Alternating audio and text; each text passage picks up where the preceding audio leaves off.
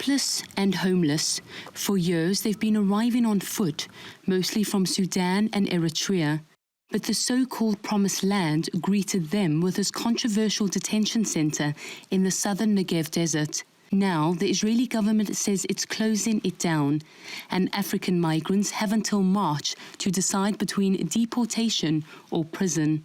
We have to take into account our limited capacities. We are a small nation, we are a little bit over 8 million Israelis, and there is a limit to the quantity of people which can be absorbed here in Israel.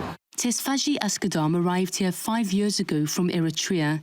He's been detained in the center since June and says conditions are horrible. A new Israeli law now allows authorities to forcibly deport him to a third country. Rwanda has stepped up to the mark and will reportedly receive $5,000 American for each refugee it accepts. It's very bad to hear like that from the government of Israel. As we know, Rwanda is not a safe haven for us.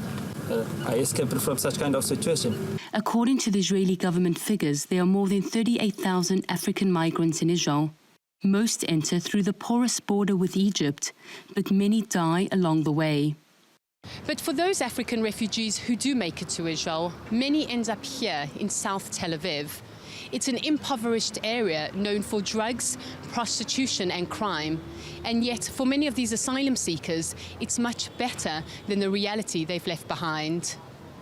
Tiklit Michael walked more than 1,000 miles from his war-ravaged Eritrean village to Israel. But like so many others, the welcome he found was not the one he was hoping for. They are not treating other nations from East Europe or from other countries.